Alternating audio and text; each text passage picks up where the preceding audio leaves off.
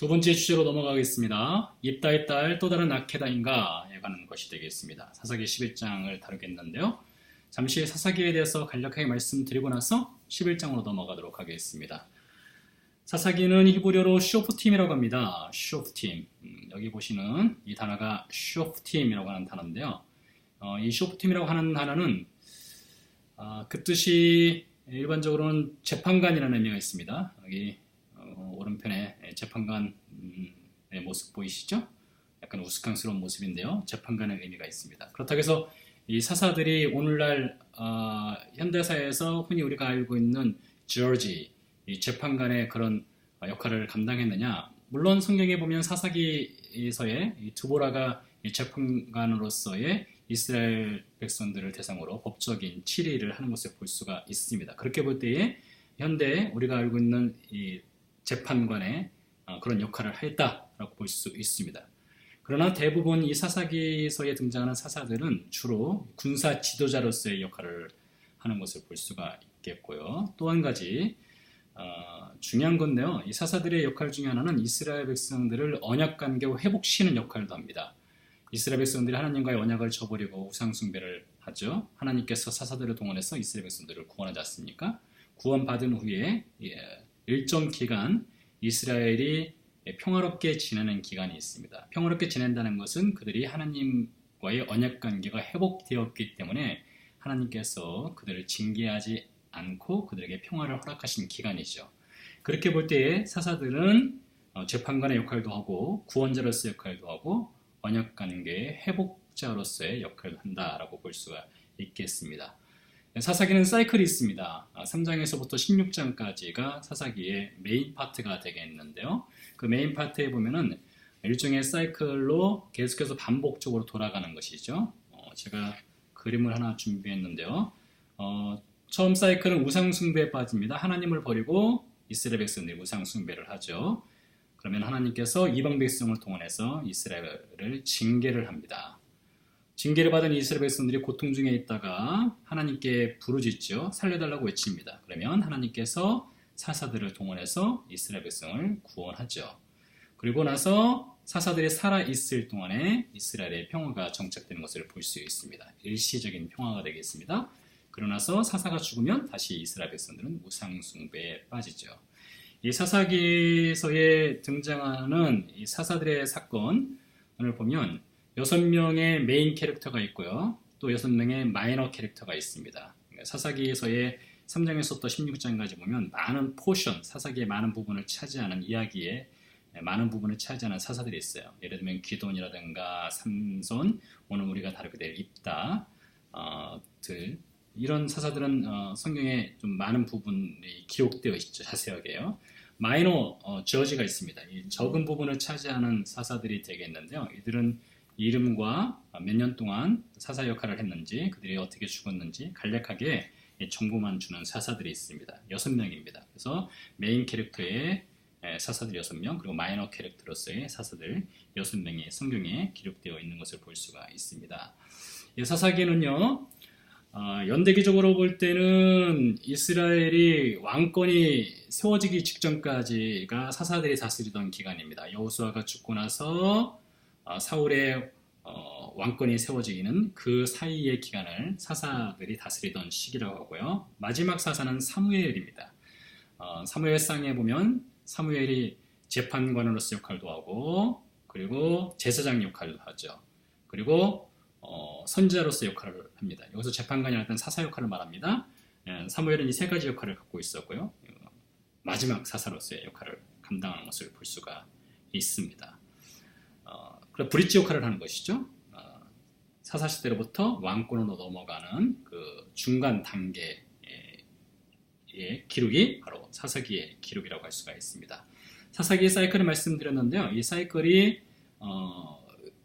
동일한 사이즈로서의 사이클이 돌아가는 것이 아닙니다. 예를 들면 같은 범죄의 정도, 첫 번째는 10이라는 범죄의 정도 적고 두 번째 10, 세 번째도 10 이런 같은 정도의 죄악의 흐름이 있는 것이 아니라 사사기에서를 보면 죄악의 깊이가 점점 깊어지고 그 강도가 세지는 것을 볼 수가 있습니다. 그래서 제가 준비한 것이 이런 해오리 바람이라고요. 혹은 토네이도라고 할 수가 있을까요? 이런 형태를 준비했는데요. 이 사이클이 돌아가긴 돌아가는데 점점 죄악이 깊어지고 그 강도가 세지는 형식으로 사사기가 흘러갑니다.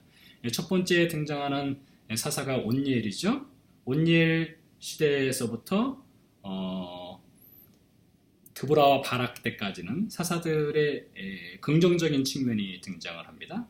기드온으로 넘어가면 기드온은 처음에는 긍정적인 측면이 등장하다가 뒤편에 가면 기드온의 부정적인 측면이 등장하죠. 예를 들면 기드온이 에봇을 만들어서 그것을 우상으로 섬긴다든가 기드온에게 70명의 자녀가 있습니다. 그것은 기드온이 왕으로서의 역할을 하는 것을 볼 수가 있는 측면이 되기도 하는데요. 기드온이 사실 백성들이 와서 당신이 우리의 왕이 되달라고 할 때 그가 거부했습니다. 사사기 8장에 나오는 사건인데요. 그러나 왕권을 거부하면서도 동시에 왕처럼 행하는 것을 볼 수가 있습니다.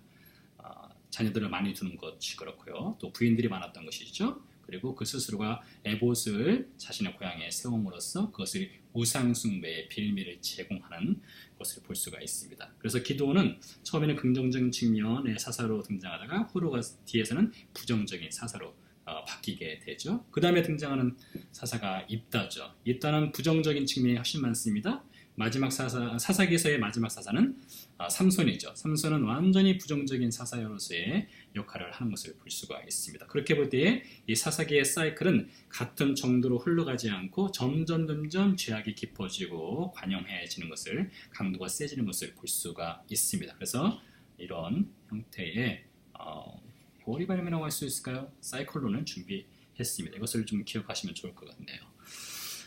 자, 그러면은 입다 사건으로 넘어가도록 하겠는데요. 입다, 히브리어로는 이프탁 이렇게 부릅니다. 이프탁라고 부르는 인물인데요. 입다 사건은 사사기 10장과 11장으로 이어지면서 연결되는 사사가 되겠습니다. 자, 입다 사건에서는 중요한 것이 입다가 인신제사를 드린 사건이 중요하죠. 그래서 그 사건을 중심으로 살펴보도록 하겠습니다. 입다 사건이 있기 직전에 사사기서 10장에 보면은 이스라엘 백성이 또 하나님께 범죄하였다는 이야기가 등장을 합니다.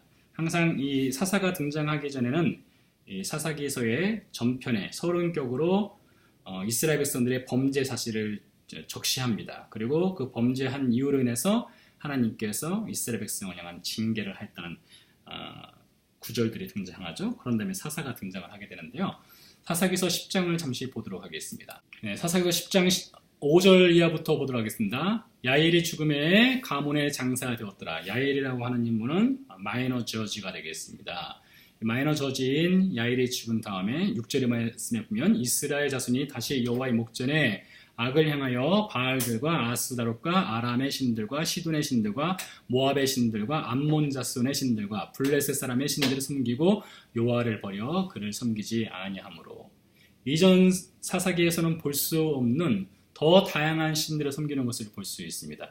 바알과 아스다롯은 전에 섬긴 것을 성경이 말하고 있는데요. 아람의 신들, 시돈, 모압, 암몬, 블레셋 이런 신들을 섬겼다는 기록은 없거든요. 그런데 사사기 10장으로 넘어가면서 이스라엘 백성들의 그 이방신들을 섬기는 범위가 더욱더 확대되고 넓어진 것을 확인해 볼 수 있는데요. 그로 인해서 하나님께서 어떻게 하십니까? 심판하시죠. 심판에서 10장 8절 말씀에 보면 그 해부터 이스라엘 자손을 학대하니 7절부터 봐야겠네요. 여호와께서 이스라엘에게 진노하사 블레셋 사람의 손과 암몬 자손의 손에 파심에 라고 했습니다. 하나님께서 이스라엘 백성들을 솔드 팔아버렸습니다. 다른 이방 백성들에게 팔았고 이번에는 블레셋과 암몬 자손에게 팔았습니다. 그러니 이스라엘 백성들이 얼마나 그들 밑에서 고통을 겪었겠습니까?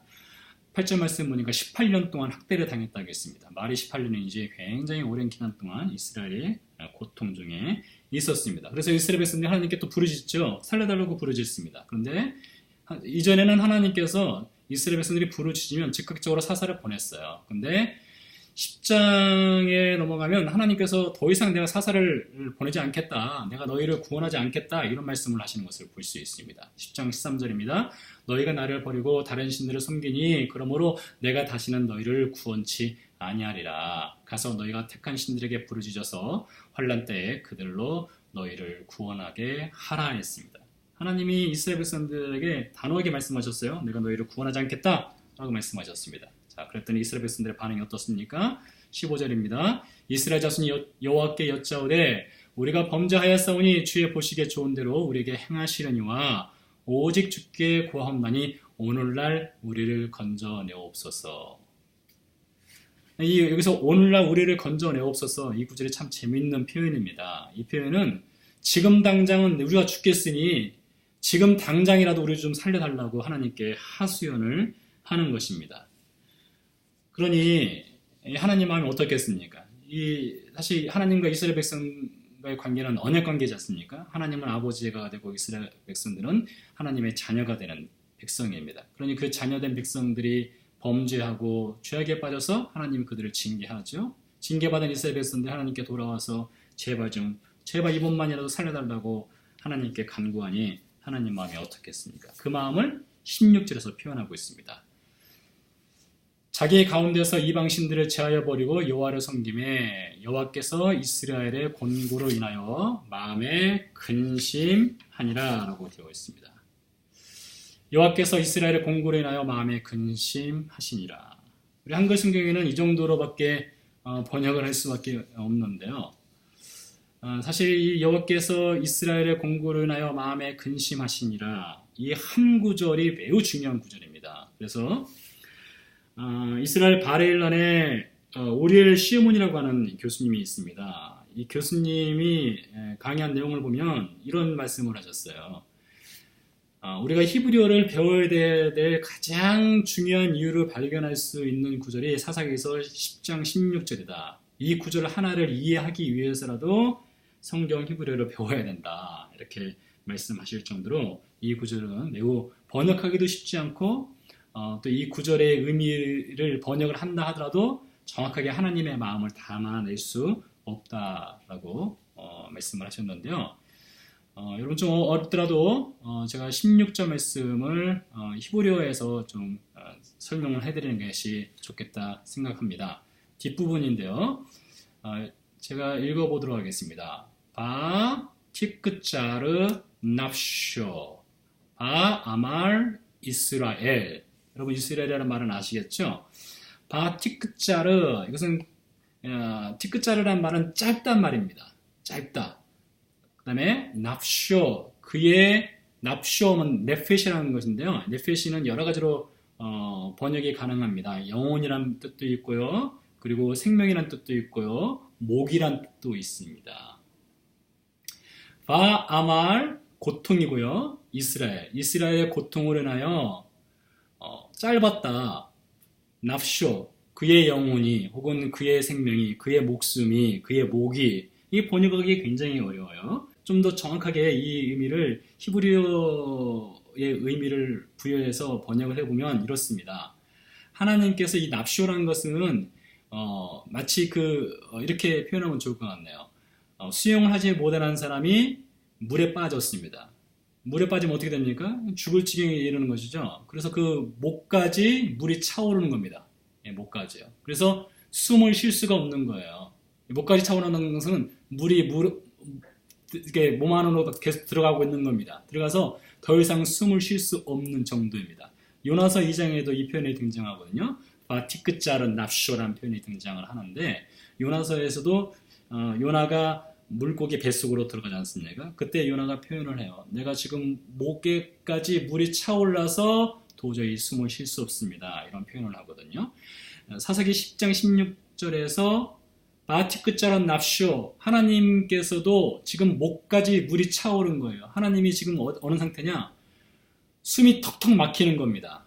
이스라엘 백성들의 곤고함으로 인해서요. 얼마나 하나님의 마음이 아픈가를 지금 표현하고 있는 거예요. 숨을 쉴 수 없는 하나님을 바티크자로 납쇼에서 표현한다라고 볼 수가 있습니다. 여러분, 하나님 마음이 그렇습니다. 하나님께서 이렇게 이스라엘 백성들이 범죄하고 하나님을 떠났을 때 그들을 징계하지만 동시에 하나님은 그들을 향해서 얼마나 그 마음이 아팠는지를 이 한 구절로 표현하는 거예요. 숨이 막혀 있는 하나님입니다. 자, 어떻게 합니까? 그래서 하나님께서 결국에는 이스라엘 백성들을 이제 구원을 하시게 되는데, 일반적으로 그 다음 단계는 어떻게 하는가 하면 하나님께서 사사를 불러요. 천사를 보내던, 선지자를 보내던 사사를 선택을 합니다. 선택을 해서 범죄한 이스라엘 백성들을 구원을 하시거든요. 근데 사사기 10장에서 11장으로 넘어가는 이 사건을 보면 하나님이 사사를 보내지 않습니다. 보내지 않고 대신에 누가 가느냐? 사람들이 직접 갑니다. 자, 10장 17절 말씀해 보니까 그때에 암몬 자손이 모여서 길앗에 진쳤으므로 이스라엘 자손도 모여서 미스바에 진치고 전쟁을 하게 된 거죠. 길앗 백성과 방백들이 소리를 이르되 누가 먼저 나가서 암몬 자손과 싸움을 시작할고 그가 길앗 모든 거민의 머리가 되리라 했습니다. 전쟁을 해야 되는데 암몬 자손과 전쟁을 해야 되는데 전쟁에 리더가 없는 겁니다. 전 같은 사사가 있었는데 사사가 없는 거예요. 리더가 없는 겁니다. 그래서 백성과 방백들이 하는 얘기가 이 전쟁에 나가서 싸움을 시작하는 사람은 모든 거민의 머리가 된다. 여기서 머리가 된다는 말은 이 길앗 백성의 그 왕까지는 아닐지라도 최고의 지휘권을 갖고 있는 리더십을 갖고 있는 사람이 된다라고 볼 수가 있습니다. 11장 1절입니다. 길앗 사람 큰 용사 입다는 기생이 길앗에게 낳은 아들이었고 라고 되어 있습니다. 10장 18절에서 길앗 백성들이 암몬 자손과 전쟁을 해야 되는데 그들의 머리가 없어요. 전쟁에 나가서 싸울 리더십이 없습니다. 그러면서 갑자기 11장으로 넘어가면서 길앗 사람이 소개됩니다. 그는 용사이며 그는 기생이 낳은 아들이라겠습니다. 큰 용사 있다. 큰 용사, 이 표현을 히브리어로 보면 이렇습니다. 기보르 하일, 기보르 하일. 이 기보르 하일이라는 것은 전쟁 용사를 뜻하기도 하고요. 부자를 뜻하기도 합니다. 무엇인가 카리스마틱한 리더십이 있는 사람을 표현할 때 기보르 하일이라고 표현을 하는데요. 예를 들면 룻기서에 보면 보아스라고 하는 인물이 등장하죠. 보아스를 향해서도 기보르 하일을 하겠습니다. 룻기서는 전쟁과 관련은 없죠. 그는 아마 큰 부자였을 수도 있습니다. 그를 향해서 기보르 하일이라는 표현을 썼습니다. 입다에게 기보르 하일이라고 하는 표현을 쓴 것은 그가 전쟁에 능한 인물이었기 때문에 기보르 하일이라고 표현을 했겠죠. 자, 2절로 넘어갈까요? 길앗의 아내도 아들을 낳았더라. 아내의 아들들이 자라매 입다를 쫓아내며 그에게 이르되 너는 다른 여인의 자식이니 우리 아버지 집 기업을 잊지 못하리라 한지라 했습니다. 우리 아버지 집 기업을 잊지 못한다. 즉 너는 상속자가 아니다 하는 것이죠. 상속자가 아니니까 떠나라겠습니다. 히브리어 표현해 보니까 베 바이트 아비누라고 되어 있습니다. 바이트라는 것은 집이고요. 아비누 우리의 아버지의 집입니다. 여러분 여기서 바이트 집이라고 해가지고 이 집이라고 해가지고 단순히 우리가 살고 있는 이런 집을 뜻하는 것은 아니겠죠. 여기서 말하는 집이라고 하는 것은 혈통이라고 하는 의미를 지니고 있습니다. 우리 혈통과 상관없다. 너는 너는 서자이니까 너는 떠나라. 그래서 내쫓았다는 것이죠. 자, 기보르 하일인 이 입다가 길앗에서 쫓겨났습니다. 쫓겨났는데 뭐 들어갑니까? 이에 입다가 그 형제를 피하여 돕당에 거함에 잡류가 그에게로 모여와서 그와 함께 출입하였더라 라고 되어 있습니다. 용사는 용사인 것 같아요. 그에게 리더십이 있었던 것 같습니다. 그래서 그가 돕당이라는 곳에 가서 살았는데 잡류 그러니까 거기에 잡류라고 하면 깡패라고 있으니까요. 그런 사람들이 입다에게 몰려든 겁니다. 그래서 같이 지내게 된 겁니다. 어쩌면 입다는 갱 리더로서 역할을 했다고 할 수도 있고요. 로빈훅 같은 사람이었을 수도 있겠습니다. 떠돌이로 살았어요. 돕당에서요. 네, 4절 말씀 보도록 하겠습니다. 얼마 후에 암몬 자손이 이스라엘을 치려하니라. 이제 큰일 났습니다. 암몬 자손이 이스라엘을 친다 했습니다. 여기서 말하는 이스라엘이라는 것은 이스라엘 전국을 말한 것이 아니라 길앗 사람들이 살고 있는 그 지역을 말합니다. 암몬 자손이 이스라엘을 치려할 때에 길앗 장로들이 입다를 데려오려고 돕당에 갔습니다. 자, 말씀드린 것처럼 하나님이 사사를 선택하신 것이 아니라 길앗 장로들이 입다를 데리러 간 거예요. 입다에게 이르되 우리가 암몬 자손과 싸우려 하나니 당신은 와서 우리의 장관이 되라 했습니다. 이게 재밌는 표현이에요. 장관이 되라. 자, 10장 18절에서 뭐라 하겠습니까? 머리가 된다겠습니다. 그러니까 최고 지휘자가 된다는 거예요. 최고 지휘자. 여기 히브리어 표현에도 보면 로시라고 하는 표현이 있어요. 로시. 로시라는 표현은 머리라는 뜻입니다. 머리. 머리가 된다 했어요. 근데 실제로 입다를 데리러 가서는 머리가 된다는 말을 하지 않아요. 장관이 된다겠습니다. 장관이란 말은 히브리어 표현을 보니까 캇진이란 말, 캇진. 이 캇진이라는 것은 군대 장교, 군대 높은 영광급에 속하는 사람입니다. 그런 군대 리더로 삼는다는 것이죠. 머리가 아니라 그보다 낮은 단계의 장관으로 삼겠다라고 했습니다. 자, 그러자 반응이 있습니다. 입다가 길앗 장로들에게 이르되 너희가 전에 나를 미워하여 내 아버지 집에서 쫓아내지 아니하였느냐? 이제 너희가 환난에 당하였다고 어찌하여 내게 왔느냐라고 했습니다. 나는 너희 돕고 싶지 않다 이렇게 얘기한 것이죠. 자, 그러자 길앗 장로들이 다시 얘기하죠. 대답하되 이제 우리가 당신을 찾아온 곳은 우리와 함께 가서 암몬 자손과 싸우려 하게 함이니 그리하면 우리 길앗 모든 거민의 머리가 되리라 하겠습니다. 재밌죠? 10장 18절에서는 머리로 삼는다겠고요. 11장 6절로 가면 길앗 사람들이 장로들이 와서 입다에게 장관이 되라겠고요. 길앗이 입다가 거절하자 말을 바꿉니다. 장관이 아니라 머리가 되게 한다. 로시. 그러니까 최고의 지휘자가 되게 한다는 것이죠. 일종의 지금 딜이 벌어지고 있습니다. 입다와 길앗 장로들 사이에 지금 딜을 벌이고 있는 거예요. 이것은 이전 사사기서에 등장하는 사사들에서는 전혀 볼 수 없는 것입니다. 아주 색다른 것을 지금 보고 있다고 할 수가 있습니다. 자, 11장 9절입니다. 이따가 길앗 장로들에게 이르되 너희가 나를 데리고 본향으로 돌아가서 암몬 자손과 싸우게 할 때에 만일 여호와께서 그들을 내게 붙이시면 내가 과연 너희 머리가 되겠느냐? 장관이 아니라 머리가 되겠느냐 했습니다. 자, 길앗 장로들이 딜을 했습니다. 첫 번째 딜은 장관이 딜이었고요. 두 번째 딜은 머리에 딜을 했습니다. 그러자 입다가 귀가 열린 겁니다. 귀가 열려서 그래? 장관이 아니라 머리가 되게 해주겠다고? 다시 한번 확인을 하는 것이죠. 10절입니다. 길앗 장로들이 입다에게 이르되 여호와는 우리 사이의 증인이시니 당신의 말대로 우리가 반드시 행하리다. 사인을 한 겁니다. 서로 계약을 하고 사인을 한 것입니다. 자, 이후에 등장하는 사건을 보면은 이제 입다가 암몬 자손에게 사신을 보내고 서로 이제 딜을 하죠. 또 암몬 자손과요. 이제 협상을 하게 됩니다. 화친을 할 것인지 전쟁을 할 것인지 협상을 하는 장면이 등장을 하는데요. 잠시 사진을 보고 다시 성경 본문으로 돌아오도록 하겠습니다. 지금 보시는 지도는 이스라엘의 12지파에 분할된 땅과 관련된 지도가 되겠는데요. 여기가 암몬 사람들이 살았던 현장이 되겠습니다.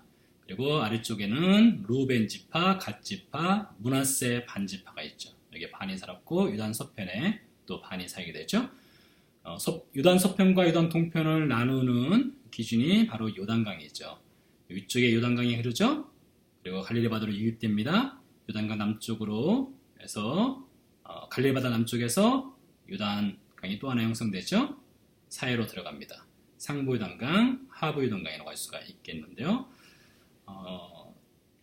입다가 도망가서 살았던 돕당은 정확하게 알 수는 없습니다. 아마 여기 라맛 길르앗이라고 있는 곳인데요. 아마 이 위쪽으로 알려져 있어요. 다른 지도에 보면요. 위쪽 어딘가에 이 돕이라고 하는 땅이 있습니다. 이 돕이란 말은 히브리어로는 토브라고 하는데 토브. 이게 좋은 땅이라고 합니다. 좋은 땅.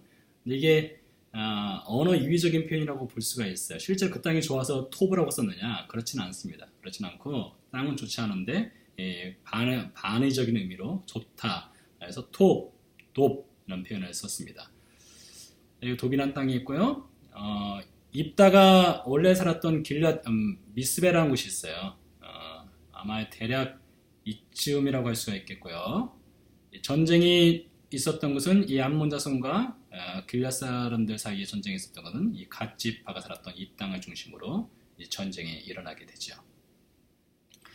자, 다시 성경으로 돌아가도록 하겠습니다. 그래서 입다가 암몬 사람과 서로 이제 대화를 나눕니다. 전쟁을 하기 전에 암몬 족속이 입다에게 요구한 것이 무엇입니까? 요구한 것은 이스라엘이 예굽에서 나와서 가나안 땅으로 들어가기 전에 아르논에서부터 야복과 요단까지 내 땅을 취했으니 그 땅을 다시 내놔라, 그 요구를 한 겁니다.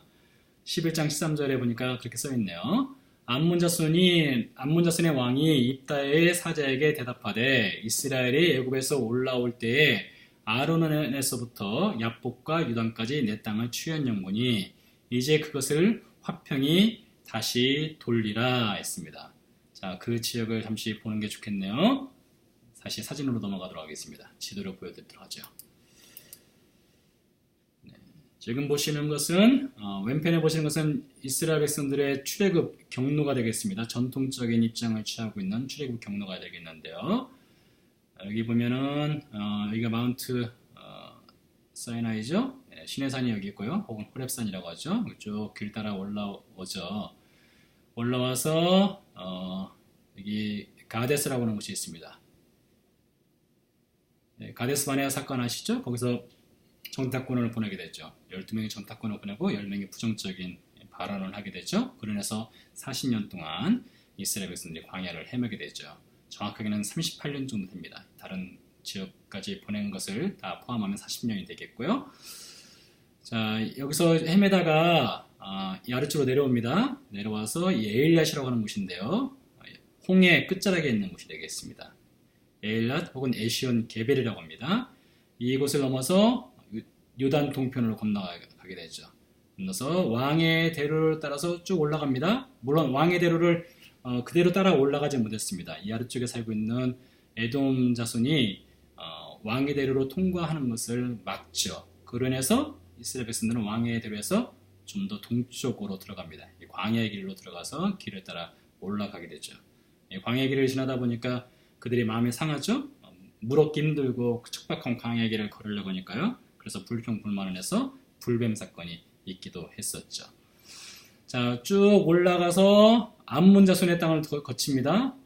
모압 자손의 땅을 거칩니다. 모압 자손의 땅을 거치지만 사실 모압과 전쟁을 하지는 않습니다. 직접적으로요. 전쟁을 하지 않고 하나님께서 모압 백성과 전쟁을 막으시죠. 에돔 족속도 마찬가지고요. 왜요? 이스라엘의 친족 관계이기 때문에 전쟁을 하지 못하게 하시죠. 쭉 올라가서 아모리 족속과 전쟁을 하게 됩니다. 아모리 족속과 전쟁을 해서 아모리 왕 시온, 바산의 왕 옥과 전쟁을 해서 요단 동편의 땅을 차지하게 됩니다. 자, 그러면 암몬 자손과 이스라엘 백성들이 전쟁을 했을까요? 전쟁을 하지 않았습니다. 하나님께서 에돔, 암몬, 모압 이 족속들은 이스라엘의 친족 관계이기 때문에 그들과 전쟁을 하지 말라고 했습니다. 그래서 이스라엘 백성들은 그들과 전쟁을 하지 않죠. 대신에 아모리 족속 시온과 바산의 왕 옥과 전쟁을 해서 그들의 땅을 차지합니다. 자, 그래서 이스라엘 역사를 보면은 암몬 자손이 할 얘기가 없어요. 할 얘기가 없는데 지금 딴지를 건다라고 볼 수가 있습니다. 자, 오른편 사진을 보도록 할까요? 얘가 암몬 족속이 살고 있는 땅입니다. 얘가 지금 현재 갓 지파가 살고 있는 곳이죠. 자, 암몬의 왕이 뭐라고 했는가면 야복강, 요르단, 그리고 야르묵 이 지역을 말합니다. 이 지역을 원래는 자기 소유라는 거예요. 원래는요. 그러니까 이 땅을 내놔라 이겁니다. 그러나 성경 텍스트는 그걸 그렇게 얘기하지 않습니다. 이 땅은 원래 아모리 족속의 땅이었다는 것이죠. 아모리 족속의 땅이었고 그것을 차지한 것입니다. 아모리 족속의 사람들이 지금 잘못 알고 있는 겁니다. 혹은 지금 딴지를 걸어서 지금 전쟁을 하려고 하는 시도일 수도 있겠죠. 자, 그래서 입다가 아니다. 하나님께서 우리 백성을 인도하실 때에 우리 조상들이 암몬의 땅을 차지한 적이 없다. 너네들이 말하고 있는 이 야복과 야르모 그리고 유단 이쪽 지역은 원래 아모리 족속의 땅이었고 하나님께서 전쟁을 통해서 우리에게 주신 땅이다 라고 말을 하죠. 이 두 역사가 지금 충돌을 일으켰습니다. 결국에는 타협을 보지 못하죠. 타협을 보지 못해서 전쟁을 할 수밖에 없었습니다. 자, 이게 여기서부터 이제 문제가 이제 발생을 하게 됩니다. 입다가 전쟁을 하기 전에 하나님께 서원을 하죠. 자, 서원하는 장면이 나오는데요. 잠시 그것을 보도록 하겠습니다. 네. 11장 29절부터 보도록 하겠습니다. 이에 여호와의 신이 입다에게 임하시니, 여호와의 신이 입다에게 임했습니다. 전쟁을 하기 전에 이런 일들이 있었어요. 이전에 나오는 사사들도 마찬가지입니다. 기드온에게도 여호와의 신이 임한 일이 있었고요. 그리고 사사 에훗도 그렇고 온열도 그렇고요. 여호와의 신이 임했죠. 삼손도 마찬가지입니다. 여호와의 신이 임했을 때 그가 능력을 발휘하는 것을 볼 수가 있습니다. 자, 입다는 하나님께서 선택하신 사사는 아닙니다. 길앗 장로들이 선택을 했고 딜을 통해서, 밀당을 통해서 입다가 길앗 백성들의 머리가 되기로 하고 사사로서 역할을 한 겁니다. 그럼에도 불구하고 하나님께서는 입다에게 여호와의 신을 입혀 주셨어요. 그리고 입다는 여호와의 신을 입은 다음에 전쟁에 나가서 승리를 하게 되는데요. 30절 말씀 보니까 이렇게 되어 있습니다. 그가 여호와께 소원하여 가로되 주께서 과연 암몬 자손을 내게 붙이시면 내가 암몬 자손에게서 평안이 돌아올 때 누구든지 내 진문에서 나와서 나를 영접하는 그를 여호와께 돌릴 것이니 내가 그를 번제로 드리겠나이다 라고 했습니다. 상당히 문제가 되는 구절인데요. 이후부터가요. 물론 이렇게 서원한 다음에 전쟁에 나가서 승리를 거둡니다. 승리를 거두고 입다가 집으로 돌아오게 되죠. 자, 그 사건은 잠시 뒤에 말씀드리겠고요. 바로 이 10장 30절 이하에 나오는 사건과 창세기 22장에 나오는 아브라함이 이삭을 인신제사로 하나님께 바치려 했던 사건과 이 비교를 해보면 이 차이점을 확연하게 발견할 수가 있습니다.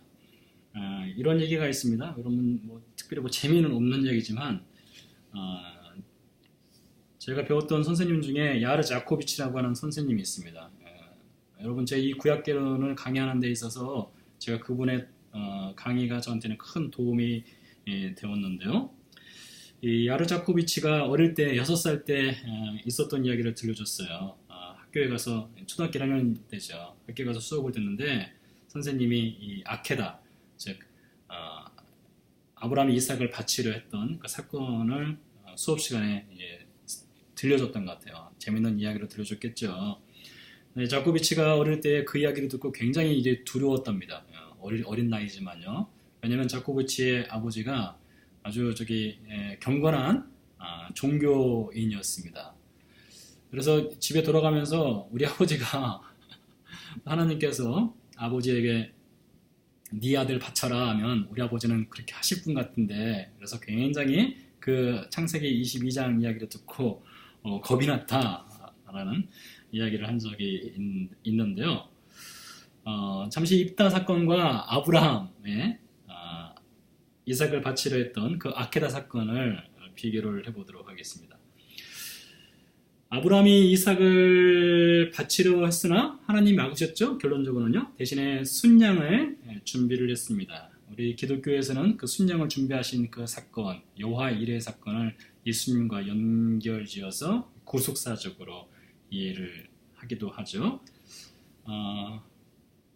그 창세기 22장 사건에 보면 하나님의 철저한 준비 과정을 통해서 모든 일이 진행이 되었습니다. 근데 입다가 인신제사를 바치겠다고 했을 때에 입다가 그 마음속에 내가 전쟁에서 승리를 거두면 내 딸을 바쳐야 되겠다 그런 생각을 했을까요? 그런 상상도 하지 않았을 것입니다. 전혀 그런 의도를 하지 않았었을 것입니다. 그러나 바치게 되었죠. 하나님은요, 아브라함의 그 아케다 사건에서는 하나님이 직접적으로 개입을 하시는 것을 볼 수 있습니다. 하나님이 말씀하셨고요. 하나님이 천사를 보내서 아브라함의 손을 붙잡죠. 아브라함을 부르시는 사건도 있고요. 그런데 입다가 그 딸을 인신제사로 바치는 사건에서는 하나님이 전혀 개입을 하지 않습니다. 나타나지도 않고 말도 하지 않고 막지도 않고 그냥 내버려 두었습니다. 입다가 하더라고요. 내버려 두었습니다. 그렇다면 왜 하나님은 아브라함 사건에는 이렇게 개입을 하시고 입다 사건에는 전혀 개입을 하지 않게 되었을까요? 이것이 궁금한 점이라고 볼 수가 있겠는데요. 창세기 22장으로 넘어가 보도록 하겠습니다. 창세기 22장 바로 전장에는 21장이 있죠. 21장 사건에서는 아브라함이 아비멜렉, 가나안의 아래쪽에 살고 있는 그랄 땅에 살고 있는 아비멜렉과 언약을 맺죠. 언약을 맺고 그 후에 아브라함이 부엘셰바에 올라와서 부엘셰바에서 거주할 때 22장 사건이 등장을 하게 되는 것을 볼 수가 있습니다. 22장은 이렇게 시작을 합니다. 그 일 후에 하나님이 아브라함을 시험하시려고 그를 부르시되 아브라함아 하시니 그가 가로되 내가 여기 있나이다 라고 되어 있습니다. 제임스 쿠겔이 쓴 어떻게 성경을 읽을 것인가, 우리말로는 구약 성경 개론이라고 되어 있는데요. 전에도 제가 소개했던 책입니다. 여러분 꼭 좀 두껍고 좀 가격은 싸지 않지만 사서 볼만한 책입니다. 굉장히 유익한 책이고요. 제가 이 책에서 도움을 많이 받았습니다. 제임스 쿠겔은 고대 해석가들, 유대 랍비 해석가들의 글을 많이 인용을 했어요. 왜냐하면 제임스 쿠겔은 고대 해석가들의 그 해석을 전문적으로 연구를 하는 학자이기도 하기 때문에 고대 랍비들의 글을 많이 인용하는데요. 고대 랍비들이 이 창세기 22장의 이 사건, 이 아케다 사건을 두고 많은 고민과 연구와 논쟁과 토론을 하였다는 것을 구약성경 개론에서 그가 소개를 하는 것을 볼 수가 있습니다. 어찌 보면 황당하다고 본인이 직접 얘기할 정도로 황당한 고대 해석가들의 결론을 볼 수 있는데요. 잠시 그것을 소개하고 다시 입다 사건으로 넘어가도록 하겠습니다. 자, 그 창세기 22장을 이해할 때에 여러 가지로 질문이 나올 수 있습니다. 고대 해석가들은 어떤 질문을 하는가 하면, 첫 번째, 왜 하나님은 아브라함에게 아들 이삭을 인신제사로 바치라 했는가? 사실 우리도 할 수 있는 질문이지 않습니까? 두 번째, 전지전능하신 하나님이 아브라함을 그렇게 시험할 필요가 있는가? 이미 알고 있는데요. 아브라함이 하나님을 숨기고 있다는 것을 알고 있고 하나님을 유일하게 숨기고 순종한다는 것을 알고 있는데, 경외한다는 것을 알고 있는데 굳이 그렇게 시험할 필요가 있었을까? 세 번째, 이삭이 아브라함에게 번제로 쓸 희생제물이 어딨냐고 물었을 때에 아브라함이 직접적인 답을 피하는 것을 볼 수 있습니다. 하나님께서 준비하신다, 이 정도로 끝나고 넘어가는 것을 볼 수 있죠. 고대 해석가는 이 부분을 읽으면서 아니 그러면은 아브라함이 이삭 속인 거 아니냐, 이렇게 이해를 하게 되었습니다. 이런 여러 가지 질문이 있는데 이것에 대해서 고대 해석가들은 좀 답을 내놓으려고 노력을 했습니다. 22장 1절을 다시 한번 보도록 하겠는데요. 그 일 후에라고 한글 성경에는 되어 있습니다. 이것을 고대 해석가들은 이렇게 이해를 했습니다. 히브리어로 보면 바예히 아하르 하 두바림 하 엘레라고 되어 있습니다. 두바림이라고 하는 것은 다바르라고 하는 말에서 나오는데요. 다바르의 복수형입니다. 다바르는 말 혹은 일, 사건, 이런 의미가 있습니다. 한글 성경에서는 그 일이라고 할 때는 그 전에 아브라함이 아비멜렉과 언약을 맺은 그 일 후에 이렇게 이해를 할 수도 있겠는데요. 이것을 말로 이해를 했다는 것이에요. 고대 해석가들은요. 그 말들 후에, 그럼 그 말들이란 누구와 말을 한 것이냐? 이것에 대해서 고대 해석가들은 욥기를 동원합니다. 욥기에 보면 사단이 하나님께 나와서 욥을 시험하라고 합니다. 욥을 시험해 보십시오. 그러면 그가 반드시 하나님을 부인하고 하나님을 저주할 겁니다. 하나님을 떠날 겁니다. 라고 이야기하지 않습니까? 말들로 사단이 말을 하죠. 하나님 앞에서요. 자, 그래서 그것을 가지고 여기에 대입을 시켜요. 고대 해석가들은요. 그 일 후에가 아니라 그 말들 후에, 즉 이 뒷배경에는 사단이 있다는 것이에요.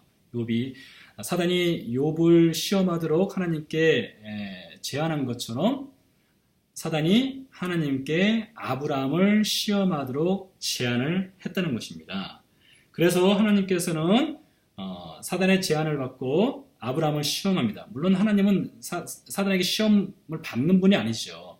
하나님은 이미 사실 알고 계시죠. 아브라함의 신앙의 진정성을요. 그러나 그 신앙의 진정성이 있다는 것을 사단에게 보여주고 싶었죠. 그래서 사단의 말을 따라서 시험을 하게 되었다라고 고대 해석가들은 주장을 합니다.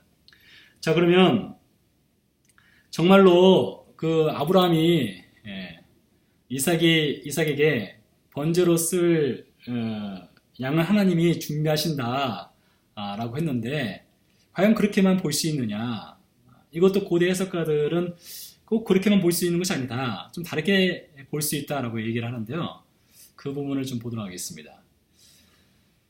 7절부터 읽겠습니다. 이삭이 그 아비 아브라함에게 말하여 가로되 내 아버지여 하니 그가 가로되 내 아들아 내가 여기 있노라. 이삭이 가로되 불과 나무는 여기 있거니와 번제할 어린 양은 어디 있나이까. 여러분 사실 이 부분을 생각하고 상상해 보면요 상당히 드라마틱해요. 참 마음이 아프기도 하고요. 아브라함이 앞에 걸어가고 이삭이 이 뒤에서 걸어간다고 생각해 보세요. 그 아들이 번제에 쓸 나무를 취하고 불과 칼을 손에 나무를 취하고 아브라함은 불과 칼을 손에 들고 이제 걸어가고 있는데 이삭이 뒤에서 아브라함에게 묻는 거예요. 아버지, 나무도 있고 불도 있는데 번제할 어린 양은 어디 있습니까? 라고 물은 거죠. 아브라함이 답을 합니다. 아브라함이 가로되 아들아 번제할 어린 양은 하나님이 자기를 위하여 친히 준비하시리라 했습니다. 이렇게 우리는 그래서 아브라함이 정말 그 히브리서에 말하는 것처럼 아브라함은 하나님께서 이삭을 살리시고 혹 죽인다 할지라도 죽은 가운데서 살리실 분이라는 것을 믿고 있었다라고 우리는 이해를 하고 있습니다. 자, 그런데요. 고대 랍비들은 22장 8절에 나오는 이 히브리어 문장을 좀 다르게 이해를 했습니다. 히브리어는요. 우리말과 달리 문장이 끊어질 때에 이 악센트 기호를 가지고 문장을 끊습니다. 우리는 뭐뭐 하였습니다. 그리고 새로운 문장이 시작되죠. 피리어드를 찍지 않습니까? 영어에서는 대문자를 시작함으로써 새로운 문장이 시작을 하고요. 히브리어는 이 액센트 기호를 가지고 문장이 끊기고 또 새로운 문장이 시작이 되는데요. 22장 8절을 이 문장 끊어 읽기 식으로 읽으면 좀 다르게 읽을 수 있는데 이렇게 읽을 수 있어요. 하나님이 자신을 위하여 준비할 것이다. 번제를 위한 어린 양은 나의 아들이다. 이렇게 이해를 할 수가 있습니다. 자, 제가 한번 읽어볼게요. 바요메르 아브라함. 아브라함이 답하였습니다. 한번 끊기는 거예요. 끊기고요. 엘로힘. 그러니까 하나님이죠. 이르에. 이르라는 것은 원래는 그 본다는 뜻인데요. 하나님이 볼 것이다. 로. 그를 위해 볼 것이다. 혹은 뭐 그를 위해 준비할 것이다.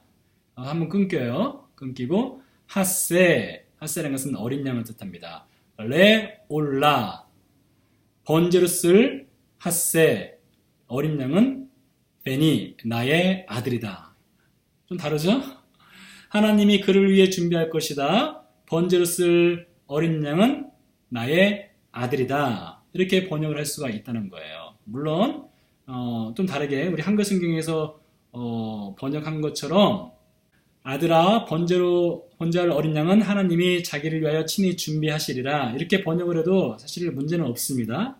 반대로 고대 유대 해석가들이 번역했던 것처럼 이해했던 것처럼 하나님이 그를 위하여 준비할 것이다. 번제로 쓸 양은 나의 아들이다. 이렇게 번역을 해도 전혀 문제 없습니다. 문법적으로요. 그래서 고대 해석가들은 아브라함이 이삭에게 이미 얘기를 했다는 거예요. 이삭이 묻자 너야 너가 하나님께 바칠 번제물이야 이렇게 얘기했다는 거예요. 그럼에도 불구하고 이 두 사람이 앞으로 나아갔다는 것이죠. 여러분 어떤 것이 더 은혜라면 은혜일까요? 어떤 것이 더 나아 보이는지 모르겠습니다. 만약에 두 번째 고대 랍비들의 해석을 따른다면 아브라함의 신앙도 대단하지만 이삭의 그 순종하는 신앙도 참으로 대단하다고 볼 수가 있습니다. 8절 말씀을 다시 한번 보면요. 친히 준비하시리라 하고 두 사람이 함께 나아갔다고 했습니다. 여러분 이 표현도 대단한 표현 아니겠습니까? 이삭이 그 얘기를 들었어요. 아브라함이 너가 번제물이야 이렇게 얘기를 했는데 두 사람이 함께 나아갔다. 이삭은 거기서 순종을 했다는 것이죠. 고대 랍비들의 해석도 결코 나쁘지 않습니다. 문법적으로도 맞는 해석이고요. 자, 어떻게 여러분 번역하든 그건 여러분의 선택으로 남겨두도록 하겠습니다. 자, 그래서 창세기 22장에 보면 올라가죠. 모랴산에 올라가서 이제 바치게 되는데 이 아케다산 사건, 창세기 22장에 나오는 이 아케다 사건을 보면은 이 아케다 사건의 모든 것의 준비와 과정과 결과를 인도한 것은 아브라함이 아닙니다. 아브라함은 주인공이 아니에요. 이 사건에서 주인공은 하나님이십니다. 하나님이 아브라함을 시험하시려고 부르셨죠. 그리고 아브라함에게 지시하셨습니다.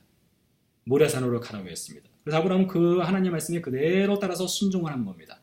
아브라함이 이삭을 묶어서 바인딩, 즉 아케다를 해서 죽이려고 했을 때에 그 아브라함의 그 죽이려고 하는 그 사건을 막으신 분도 하나님이십니다. 그리고 순양도 누가 준비했습니까? 하나님이 준비하셨습니다. 그렇게 볼 때에 이 아케다 사건, 창세기 22장에 나오는 이 사건은 하나님이 주인공이에요. 아브라함은 그 주인공이신 하나님의 사건에 동참한 인물이었다라고 볼 수가 있습니다. 그러나 사사기 11장 입다 사건은 다릅니다. 입다 사건에서는 주인공이 하나님이 아닙니다. 다시 창세기에서 사사기로 넘어가도록 하겠습니다. 11장 30절 이하로 가도록 하겠는데요. 자, 전쟁에서 이제 승리를 거두죠.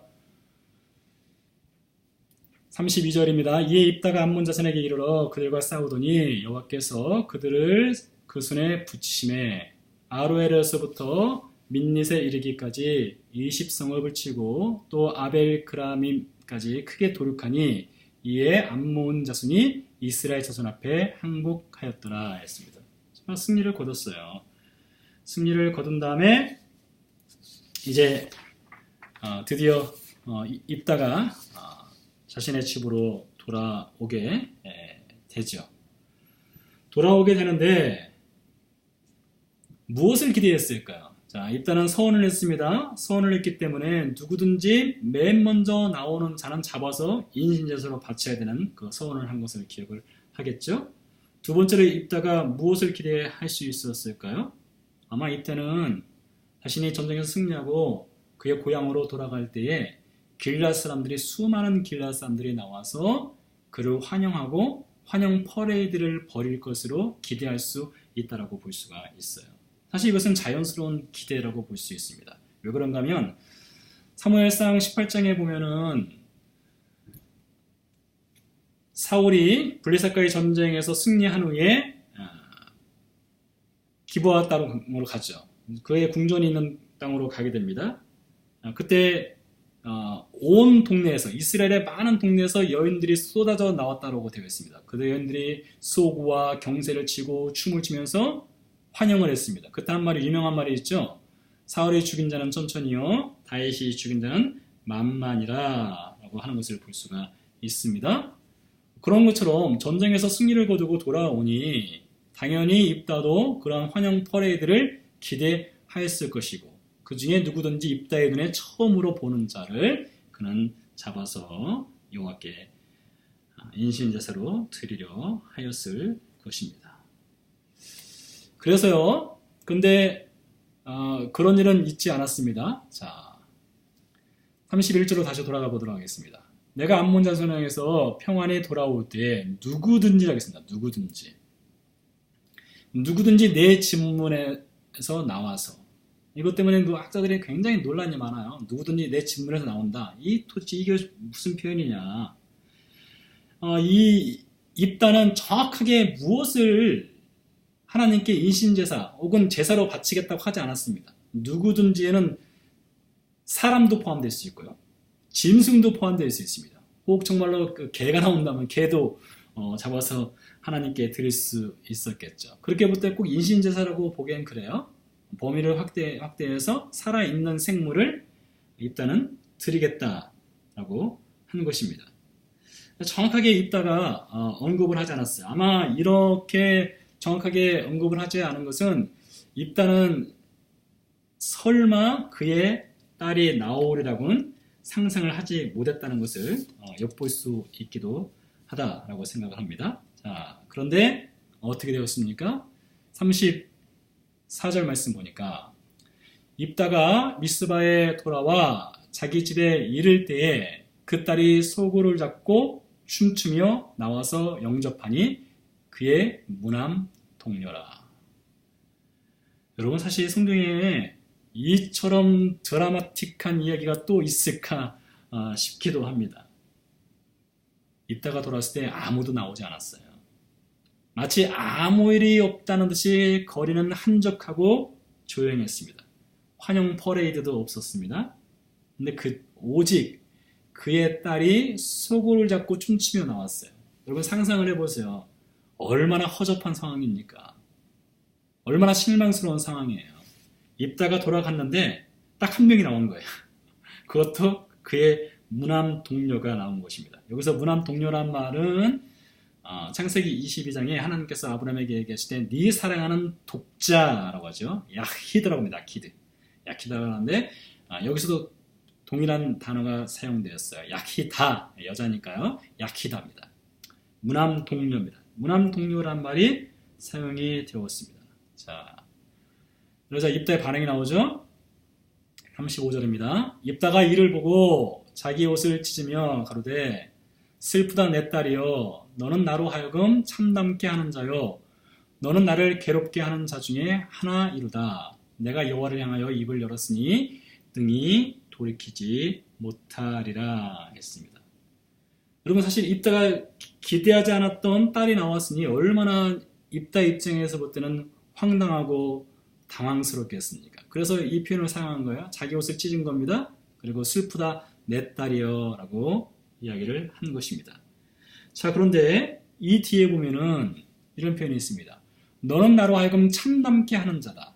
너는 나를 괴롭게 하는 자 중에 하나다. 두 번이나 너라는 표현을 사용했어요. 흔히 말하는 유 메시지를 연발한 것을 볼 수가 있는데요. 이것을 가지고요. 제가 책 한 권을 소개하려고 하는데요. 엘리 아시스가 쓴 책입니다. Self Interest or Communal Interest라는 책인데요. 이 책의 주 내용은요. 사사기를 다뤘는데 기드온, 아비멜렉, 입다 사건을 다뤘습니다. 이 사건에서 아시스가 얘기하는 것은 이 사사들이 self-centered, 그러니까 자기 중심적인 사사들의 모습을 이 책에서 기록을 하고 있는데요. 그 대표적인 인물이 3명이 나겠습니다. 기드온, 아비멜렉, 그리고 입다입니다. 그 중에 오늘 우리가 다루고 있는 입다가 나오는데요. 이 35절 말씀을 가지고 이 아시스는 뭐라고 표현을 했는가 하면 여기서 너는 나로 하여금, 너는 나를 이런 표현, 유 메시지가 2번 나온 것은 입다가 얼마나 자기 중심적인 인물인가를 대변하는 것이다 했습니다. 자, 생각해 보세요. 입다는 게릴라 백성들이 지금 죽음 직전에 있습니다. 암몬 자손과 전쟁을 하는데 리더가 없는 거예요. 죽게 생겼습니다. 근데 무엇을 가지고 뒤를 밀당을 합니까? 머리가 되냐 장관이 되냐 이것에 가지고 밀당을 하는 사람이에요. 두 번째로 자기가 돌아왔는데 아무도 나오지 않는 거예요. 아무도 나오지 않았는데 딸이 나왔어요. 딸이 나오자 딸한테 블레임을 하는 겁니다. 딸한테 불평불만을 지금 놓는다 이렇게 이해를 한 거예요. 우리말로 참담케 한다 라고 번역을 했는데요. 35절이요. 너는 나로 하여금 참담케 한다. 이때 이 참담케 한다는 표현은 히브리어로 이 크레아라고 하는 표현인데요. 이 크레아라는 표현은 무릎을 꿇다는 표현입니다. 그러니까 누가 무릎을 꿇는가 하면 지금 입다가 지금 무릎을 꿇는 거예요. 그리고 또 다른 표현으로는 이제 크래시 시킨다. 완전히 박살난다는 표현이거든요. 입다가 너 때문에 내가 지금 박살나게 되었다. 너 때문에 내가 지금 무릎을 꿇을 수밖에 없다. 이렇게 이해를 할 수 있다는 것입니다. 너는 나를 괴롭게 하는 자 중에 하나이다. 이것은요. 너는 골칫덩어리다. 이렇게 이해를 할 수 있다는 것입니다. 너는 나에게 문제가 된다. 그래서 이 35절의 이 한 구절만 보더라도 입다가 얼마나 자기 중심적인 사람인가 그래서 이 엘리 아시스는 이제 주장을 하고 있는 것을 볼 수가 있습니다. 자, 입다는 자신이 서원한 것이 실수라는 것을 알고 있었습니다. 치명적인 실수를 했습니다. 그런데 입다는 그것을 고치려 하지 않았습니다. 왜요? 내가 여호와를 향하여 입을 열었으니 능히 돌이키지 못하리라 했어요.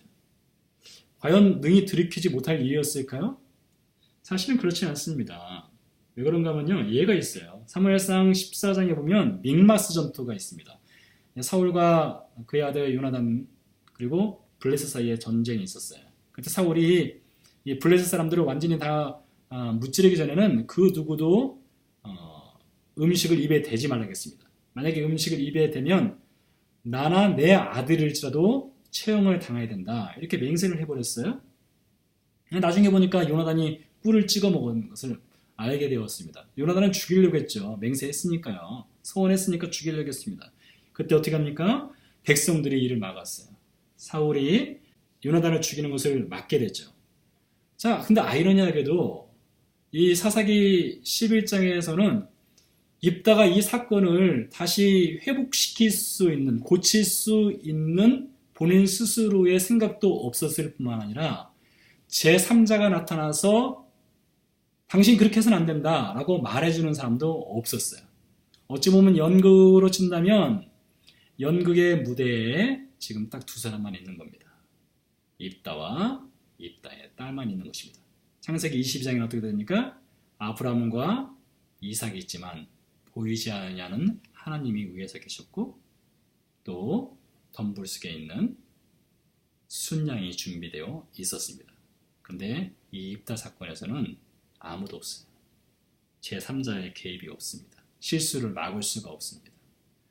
심지어 입다의 딸조차도 그 실수를 막지 않습니다. 보세요. 36절입니다.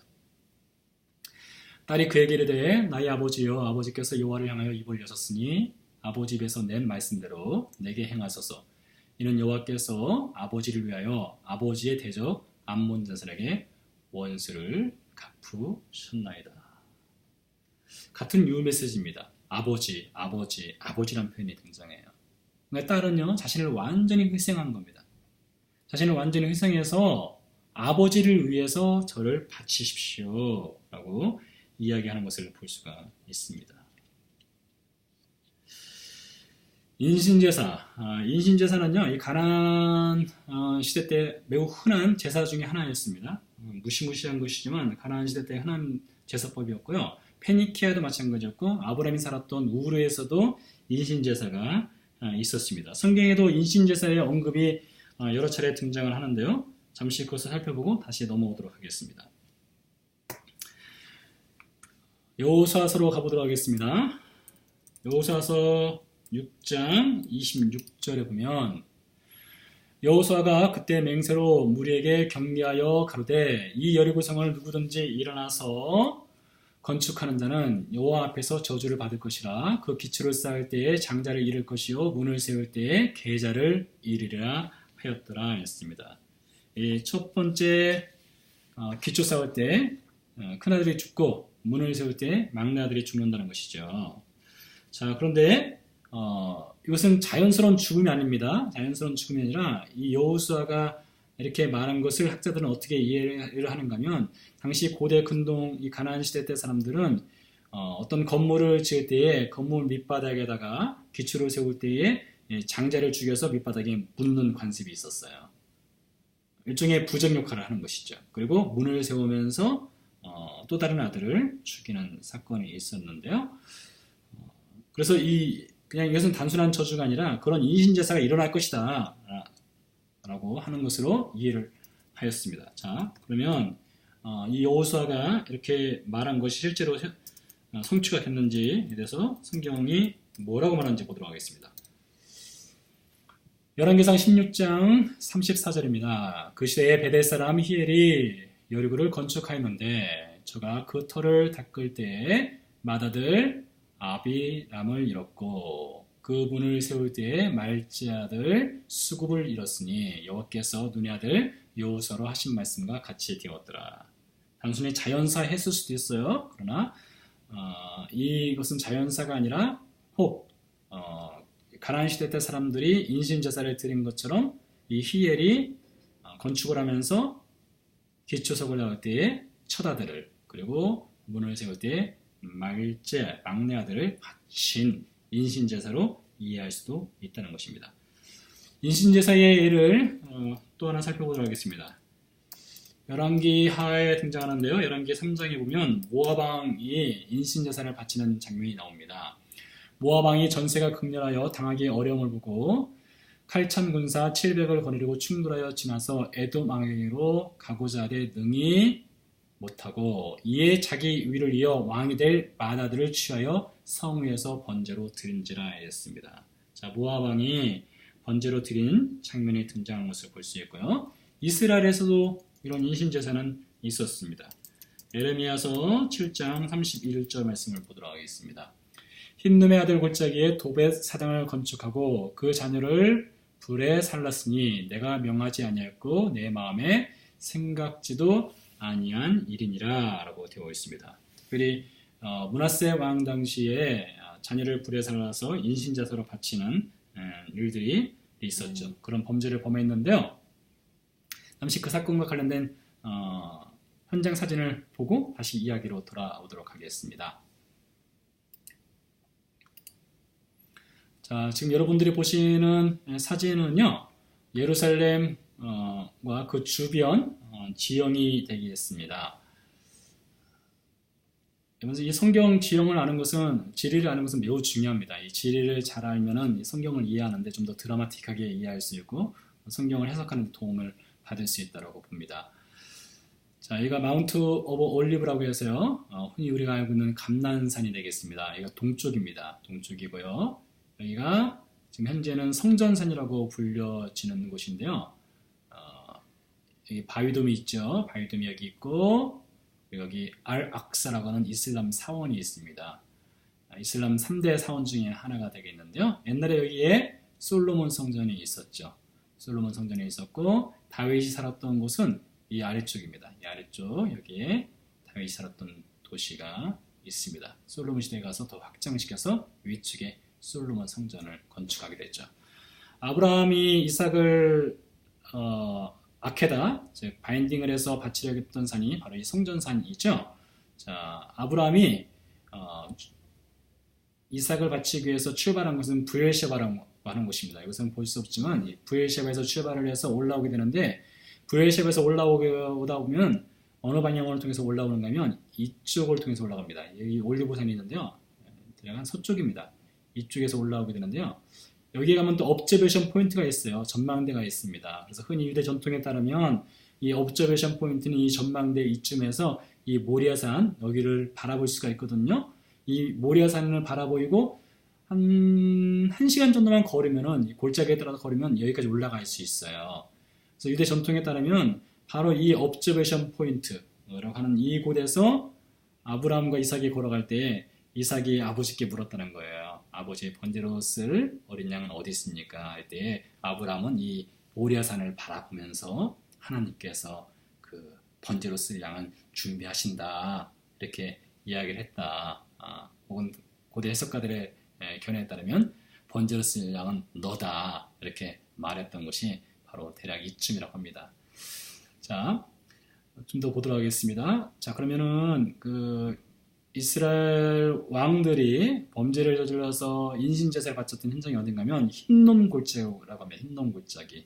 게이 흰놈이라고 하는데요. 게이란 말은 벨리, 골짜기, 계곡을 뜻하고 흰놈 이름이죠. 바로 이쯤입니다. 예루살렘 성 아래쪽이 되겠는데요. 여기가 바로 흰놈의 골짜기가 있고요. 흰놈의 골짜기에 따라 쭉 가면 기드론 골짜기 혹은 기드론 시내라고 하는 곳입니다. 여기 이렇게 연결이 됩니다. 여기 센트럴 밸리라는 것은 예루살렘 중앙에 계곡길이 있어요. 뭐 그렇게 깊지 않은 계곡길입니다. 따라서 이쯤에서 인신제사들이 늘 있어 왔습니다. 예수님 시대 당시에는 여기서를 게헨나라고 불렀죠. 늘 여기서 쓰레기를 처리하고 태웠기 때문에 예수님께서 지옥에 관한 말씀을 하실 때에 이 게헨나, 히브리 말로는 흰놈 골짜기, 흰놈의 계곡, 이것을 인용하셔서 예수님이 지옥을 말씀하시기도 하셨지요. 자, 다시 입다 사건으로 돌아가도록 하겠습니다. 37절부터 읽도록 하겠습니다. 아비에게 또 이르되 이 일만 내게 허락하사 나를 2달만 용납하소서. 내가 나의 동무들과 함께 산에 올라가서 나의 처녀로 죽음을 인하여 애곡하겠나이다. 이르되 가라 하고 2달 위안하고 보내니 그가 동무들과 함께 가서 산에서 처녀로 죽음을 애곡하고 2달 만에 그 아비에게로 돌아온지라. 아비가 그 서원한 대로 딸에게 행하니 딸이 남자를 알지 못하고 죽으니라. 이 37절과 39절 사이에 이것을 가지고 학자들 사이에 좀 논란이 있습니다. 어떤 논란이 있느냐? 과연 입다가 인신제사를 드렸느냐? 혹은 입다의 딸이 인신제사가 아니라 평생 처녀로 살다가 죽었느냐, 이것을 가지고 논란이 있습니다. 어떤 학자들은 입다의 딸이 인신제사로 바쳐진 것이 아니라 평생 처녀로 살다 죽은 것이다. 그것을 일종의 제사로 봤다. 이렇게 이해를 하고요. 또 다른 학자들은 그것이 아니다. 인신제사로 실제로 드렸다. 이렇게 이야기를 합니다. 이렇게 의견이 서로 엇갈리고 서로 논쟁이 있는 이유는 이 본문 37절에서 39절 사이에 이 본문 자체가 좀 애매모호합니다. 정말로 바쳤다라고 볼 수 있는지 혹은 처녀로 결혼하지 않고 죽었다라고 볼 수 있는지 이게 좀 해석하기가 애매모호하게 이 히브리어 표현이 되어 있기 때문에 그렇습니다. 제 입장은 인신제사로 바쳤다라고 하는 입장을 취하고 있는데요. 그렇게 말씀드리는 이유는 이 본문에서도 인신제사를 바쳤다는 볼 수 있는 혹은 처녀로 살았다고 볼 수 있는 그런 성경적인 근거가 어느 정도 있어요. 그러나 제 입장은 이 성경 전체를 볼 때에 이 사사기 전체를 볼 때에 이 사사들의 이 타락상을 볼 수가 있습니다.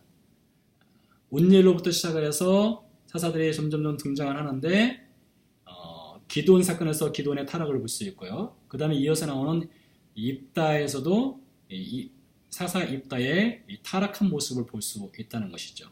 백성들만 타락한 것이 아니라 사사들도 타락을 하죠. 삼손에 가서는 말할 것이 없이 더 타락을 하고요. 그래서 이 타락한 사사인 입다, 자기 중심적인 생각과 그런 생활을 하고 있는 입다, 길앗 백성의 목숨을 놓고 밀당을 하는 그 입다, 그렇게 봤을 때 충분히 입다는 인신제사를 드릴 만한 인물이다라는 것이 제 입장입니다. 자, 여기 보면요, 여러분께서 인신제사 바쳤다는 입장을 취해도 되고 혹은 처녀로 살다가 죽게 되었다 하는 입장을 취해도 괜찮습니다. 여러분의 입장을 또 존중합니다.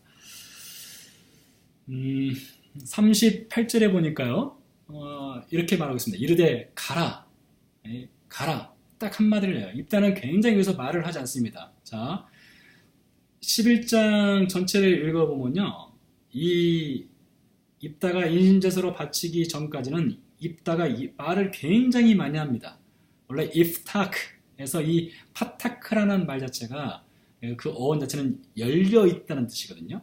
열려 있다. 그래서 이 파타크라는 것을 입다가 입이 열려 있는 사람 이렇게 이해할 수 있다라고 보기도 하는데요. 입이 열렸다는 말은 무엇입니까? 말을 그만큼 잘한다는 것이죠. 암몬 자손과의 딜을 할 때도 말 잘하죠. 그리고 길렙 장로들과 말을 할 때도 딜을 잘하죠. 말을 참 잘하는 사람입니다. 그런데 그 딸을 인신제사로 바치게 되는 그 상황에 가서는 입다의 말은 딱 한마디밖에 나오지 않아요. 가라. 이 표현입니다. 히브리어로는 레크, 가라. 이 명령이에요. 딱 한마디밖에 등장하지 않습니다. 그리고 그 다음부터는 말을 하지 않아요. 물론 12장으로 넘어가면 또 입다가 또 다른 사건에서 말을 하는 장면이 나오지만 말을 하지 않습니다. 자, 그래서 결국에는 입다는 그 딸이 2달 동안 애국하고 돌아온 후에 입다는 그 딸을 인신제사로 바쳤다라고 볼 수 있는 것이 제 입장입니다. 창세기 22장에서 나오는 이 아케다 사건에서는 하나님이 이삭을 인신제사로 바치라고 하는 명령과 시험을 했다가 그것을 막으심으로써 어떤 교훈을 아브라함에게 주시느냐. 당시에 가나안 사람들, 아브라함이 살았던 우르 사람들, 페니키아 사람들 모두가 다 인신제사를 행해왔습니다. 물론 시대적인 차이는 있어요. 시대적인 차이는 있지만은 그 당시에 이 인신제사라는 것은 그들의 신들에게 바치는 일종의 제사법 중에 하나였습니다. 그래서 하나님께서는 이 아브라함이 이삭을 바치도록 하는 이 사건을 통해서 역설적인 교훈을 준다라고 볼 수 있어요. 이런 인신제사는 반드시 멈춰줘야 되는 것. 너는 달라야 된다는 것. 가나안 사람들처럼 행하지 말라는 것을 교훈으로 알려주는 것입니다. 그런데요, 사사기 11장에서 나오는 이 인신제사는요, 이스라엘 백성들, 이 아브라함의 후손인 이스라엘 백성이 오히려 가나안화되어가는 캐나나이제이션이라고 하거든요. 이 말은 다니엘 블럭이라고 하는 휴튼 대학교 교수님이 만든 용어입니다. 캐나나이제이션. 그래서 입다가 완전히 타락을 한 이스라엘 백성의 모습의 대표적인 인물로 등장을 한다는 것이죠. 그래서 하나님은 이 입다 사건에서 전혀 전혀 개입을 하지 않습니다. 하나님이 혐오하는 인신제사를 입다가 바쳤기 때문에 그것을 받지도 않고 그것에 대해서 하나님이 전혀 반응을 보이지 않는 것을 볼 수가 있습니다. 자, 결론입니다. 사사기 11장과 창세기 22장에 나오는 인신제사 이 두 개를 비교를 했는데요. 창세기 22장에서는 하나님이 주인공이십니다. 아브라함의 순종을 볼 수 있습니다. 이삭의 순종도 볼 수 있고요. 하나님의 예비하심도 볼 수 있고요. 사건 뒤에 하나님께서 아브라함에게 복을 내리시는 장면도 볼 수 있습니다. 하나님께서는 이 사건을 통해서 너는 달라야 된다. 가나안 사람들, 페니키아 사람들, 너가 살았던 갈대아 우르 사람들은 인신제사를 드리지만 하나님께서는 그것을 전혀 기뻐하지 아니하고 하나님께서는 그것을 부정하게 여긴다는 교훈으로 아케다 사건을 행하도록 하셨습니다.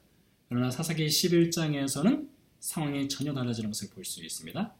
아브라함의 후손인 이스라엘, 그 중에서도 길앗 백성의 머리가 되겠다고 했던 입다 사건을 통해서 입다는 자기 중심적인 인물이었다는 것, 그리고 입다뿐만 아니라 가나안에 살고 있던 이스라엘 백성들의 가난화 되어가는 모습, 그들의 인신제사를 바친다 할지라도 그것이 전혀 감각적으로 무감각해지는 그런 사건의 행정을 보았습니다. 하나님은 입다 사건에서 전혀 개입을 하지 않았습니다. 하나님은 방치해 두셨습니다. 마치 로마서 1장에 보면 하나님께서 사람들이 범죄했을 때에 그걸 그대로 범죄의 길을 걸어가도록 하나님께서 그냥 방임해 놓는다고 하죠. 얼마나 무섭습니까? 그처럼 하나님의 큰 심판이 또 어디 있겠습니까? 하나님께서 전혀 이 사건에 관여하지 않습니다. 입다는 하나님이 혐오하시는 인신제사를 드렸습니다. 입다는 자기가 주인공이 될 줄 알았어요. 그러나 실제적인 주인공은 따로 있었습니다. 11장 40절 말씀 보니까 이스라엘 여자들이 해마다 가서 길앗 사람 입다의 딸을 위하여 나흘씩 애곡하니라 라고 되어 있습니다. 아무도 입다를 기억하지 않습니다. 오히려 입다의 희생이 된 그 딸을 기억하고 나흘씩 애곡하는 것을 볼 수 있습니다. 자, 이상으로요, 사사기 11장에 나오는 입다가 딸을 인신제사로 바치는 사건에 대해서 함께 배워봤습니다. 여러분 수고하셨습니다. 네, 감사합니다. 다음 시간에 뵙겠습니다.